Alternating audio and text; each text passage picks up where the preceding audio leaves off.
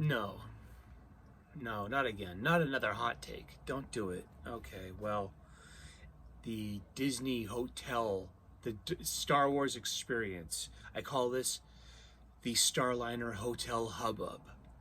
So the like huge price it takes to go to the Galaxy's Edge specific resort. It's a Star Wars experience. It's great. I should be going. I've earned enough money. I'm of an age I can do that.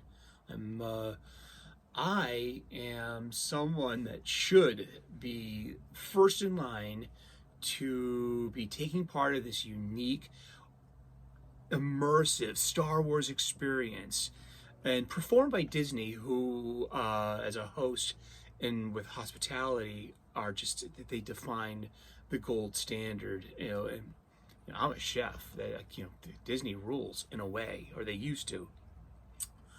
But it's so limited. It's just strictly sequel material, and I'm a 48-year-old Generation 1 Star Wars fan, and I'm a man of modest means, and a trip like this would put me in debt for a while, maybe a couple of years. If I were to even use credit cards, it's none of your business if I have them or not. But just to think, if you pile all that debt on your credit cards, you're just paying that away anyway for years. Wow, and just what is this, like $6,000 limits, like for two people? It's amazing. Sure, I would totally do it if it was a bit more inclusive of the Star Wars experience. And I made a comment too on Twitter, and of course I got some kind of flack for this. And this kid got 31 and climbing likes for his snarky comment, where I was like, "Hey, what about some OT content?" And and I want to say this in the Carlos the computer voice that I grew up with, so nobody gets offended, okay? And I said, the irony of the landlocked Starcruiser. If Disney had played this right and correctly, I would have saved. I would have, earned. I would have spared. But for immersion in the sequel, no, thanks. And this is what they said. And let's keep their identity to themselves, please. God forbid they entertain the generation of Star Wars that was airing as Galaxy's Edge opened. Stupid idea, really. And, it's funny that, I barely got any traction on my, genuine response saying, hey, I wish I could have enjoyed it as much as you have. I sincerely wish that. Oh God, we never went into this wanting to hate Star Wars, did we? But all I have for responses are questions, and so something like this. The last time I was in Disney was in June of 1996. It was at the Disney MGM studio, which is now the Hollywood Park. And it was the Toy Story parade, and it was an amazing experience. The parade, they had the toy soldiers, the green toy soldiers with the conjoined feet. And, it was June in Orlando. It was sweltering, like 90 degrees and humid. I had so much empathy for the performers. There are these cast members inside of these outfits. So I have this foolish idea of thinking, I love Star Wars. What about Feed Street? And twice, 3 times a day, it's the episode 1 celebration. And you have a cast member dressed up as Boss Nass, holding up a glowing globe saying, peace. That's me. That's what I want. And also, hashtag Where's Vader? We had hashtag Where's Rey back in 2015 when it came to the availability of action figures and things.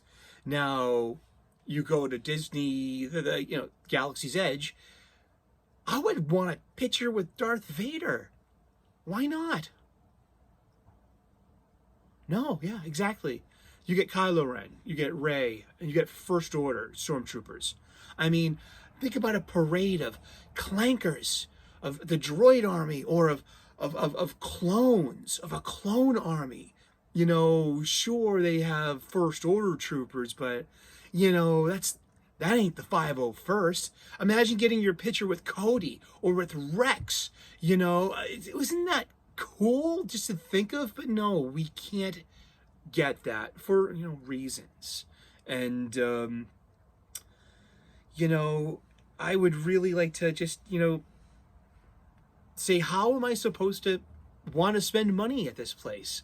I would have, you know, cried walking into Chalim's, you know, cantina, seeing the band, the cantina band, and hearing that music, you know, the music. And you know, you don't get that. You're not going to get that. You might get it if they change it. If they change it to like Mos Eisley, make it a bit more friendly for all eras of Star Wars. I mean, seriously, I wanted to respond to this kid and be like, oh, he's a 22-year-old new member, and I'm like, wow, are you new people the Gatekeepers now? Because are you keeping Vader out? Are you keeping Padme out? I mean, what's the deal? I mean, you need all the focus? You need all the focus. You need all the respect. Well, I want to be snarky and judge you and say, of course you do. No, that gets no traction. That doesn't help. But, you know, the entire park should have some focus for all the eras. And, you know, how am I supposed to want to spend money there? You know, and frankly, with Lucasfilm being the way they are, and especially what they did to Gina Carano, that was horrible. We had to witness that and live through that. And you know what? Shout out to Drunk 3PO, man. We love you. And Gina Carano. We support Gina Carano. But how can I reward a culture, a toxic culture of creators at Lucasfilm, owned by Disney, that just support being rude to the customers and just in this awful product? And you know, no, stop pushing the new stuff. You know darn well what's going to sell, and it's going to take this to get the traction we need to get what we want. And sorry, I want Darth Vader. Yeah, I know. I'm a brat like that, huh? Or I can't be the only person. How am I supposed to want to spend my money there? Like, you know, how am I supposed to accept this? And I just want to say thanks, tuning in. You know, there is a new hope. There is, you know, have hope. They could change it. They can do anything they want to do. They can make us happy as Star Wars fans. You know, cui bono? Who profits from all of this strife, for real? Who, you know, but thank you very much. Smash that like button. Give me a subscribe if you'd like. And, you know, subscribe to other creators too, like Drunk 3PO and like GinaCarano.net too. You know, give them a follow. They're great people, and they're big Star Wars fans too, and we know it, just like us. God bless. Thank you. May the Force be with you. Cheers. Bye.